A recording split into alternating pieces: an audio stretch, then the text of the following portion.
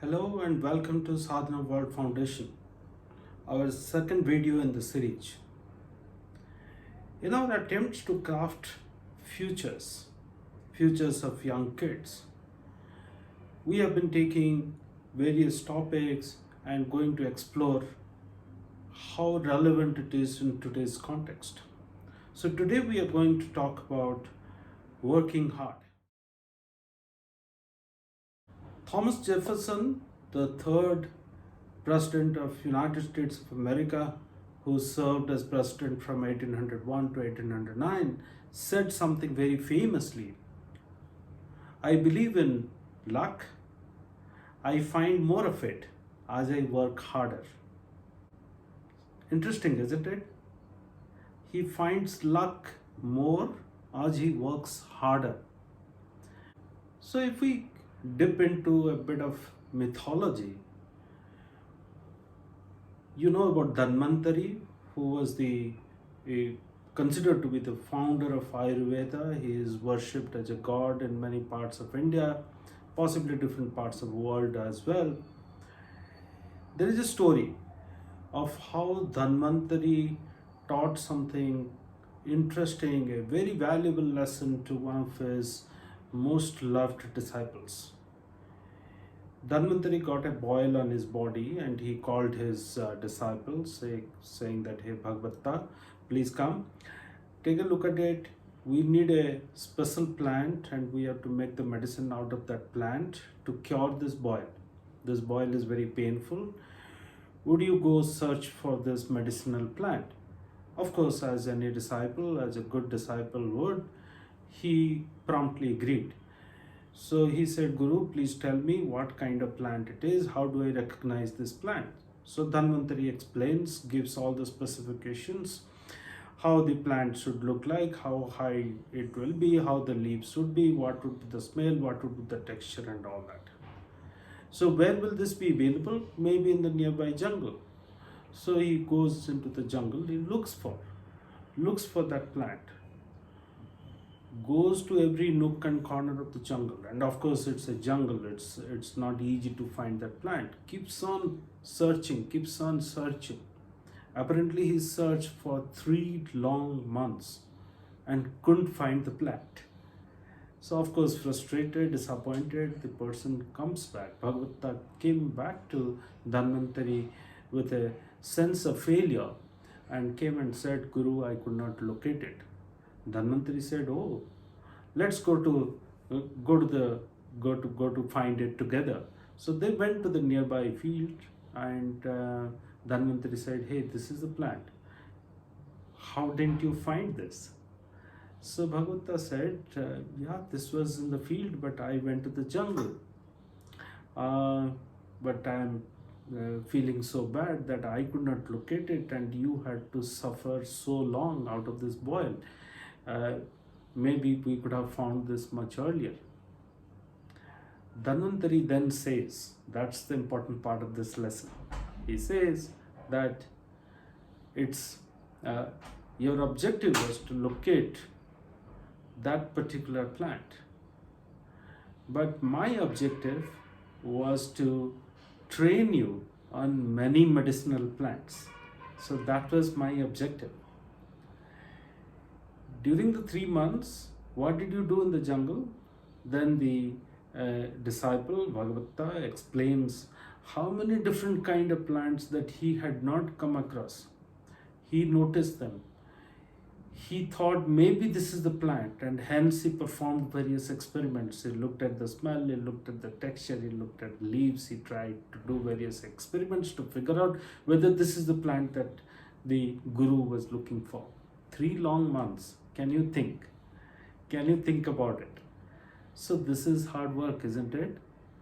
So the teacher basically teaches, the story basically teaches us that you need to work hard to get to discover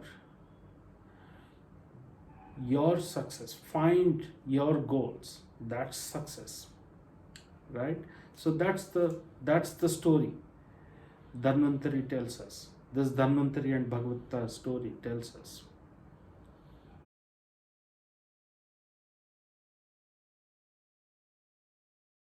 Not only that, if you really think of modern history, Malcolm Gladwell, the famous British born Canadian author, journalist, famous author, he has written some of the best sellers of our times.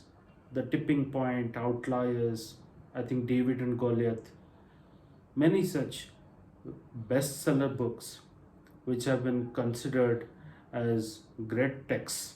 He said that you want to be successful, you want to do well in life, so work for 10,000 hours. So there is a rule he came up with called 10,000 hours rule. So you want to be the best teacher, best lawyer, best doctor, best nurse, best sportsman, best musician, work for 10,000 hours. You want to be the best electrician, best street sweeper, best chef, work for 10,000 hours. So there is a famous 10,000 hours rule. So the point is that you keep on working hard. So what does hard work mean? If you're a tailor, what does hard work mean? If you're an electrician, what does hard work mean? Work for 10 hours, 12 hours a day, 15 hours a day? Yeah, possible. Also possible that you are thinking about how to make the same activity faster, better, discover new ways of doing it, making continuous improvements, making improvisation to make the outcome better, right? So you can be the best. That's the principle that he talks about. You want to be the best software engineer, the best coder, so work for 10,000 hours as per that philosophy, as per that formula. However, there are many such arguments against it. I will not go there. The point is about working hard. Hard work, what is hard work? It's about staying focused on it, not losing your track. And you would find successes, failures, obstacles, adversities, isn't it? So think of our homes. When a small child falls, gets hurt, what do parents say when the child cries? Hey, you have become stronger. So a 2-year-old, 3-year-old, 5-year-old, what are we kind of telling them through this process? We are telling them that you can overcome the adversity by yourself. You will become stronger. Have that confidence in yourself, right? I think this episode would be incomplete if I don't talk about Peter Drucker, the famous management guru. I think the whole world, the largest corporates in the world, their managers look up to the teachings of Peter Drucker. He said very famously, plans are merely good intentions. Plans are merely good intentions unless they degenerate into hard work. Plans are mere intentions unless they degenerate into hard work. So see the choice of words. He talks about hard work. So it's all about execution, how you go about doing it. So I think the point is made that working hard is not an option if you want to do well in life. It's universally accepted. However, the question some of us can ask, if I work hard, what's the guarantee that success will come my way?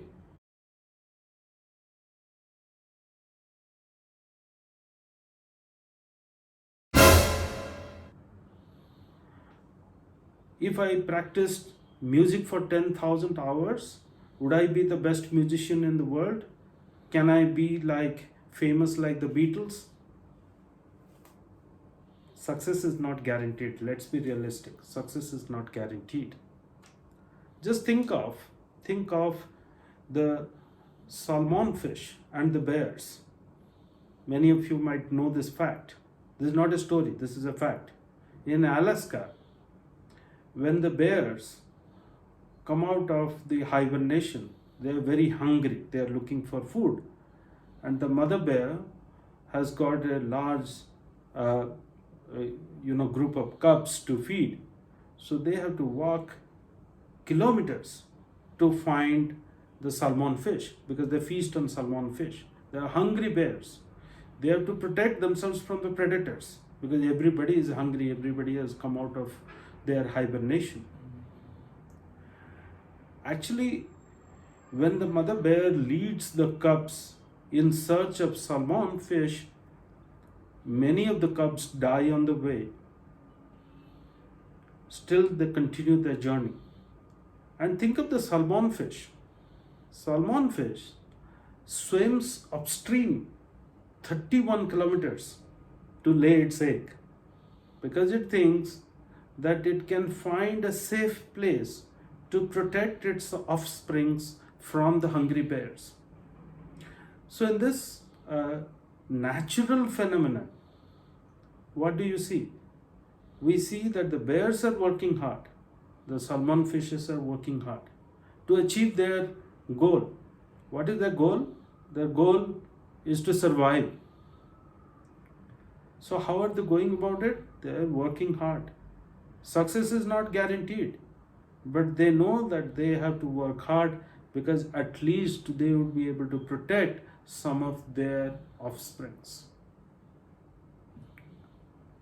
So ladies and gentlemen, I hope you understood the point. The point is, working hard is not a choice. If you work hard, you have much better chance.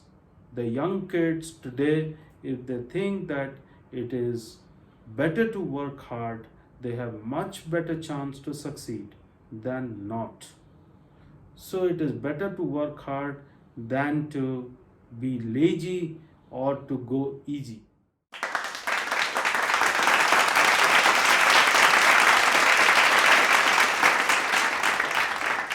I hope to go and spread this message to the young kids around you, and you would spread this amongst your known people around you.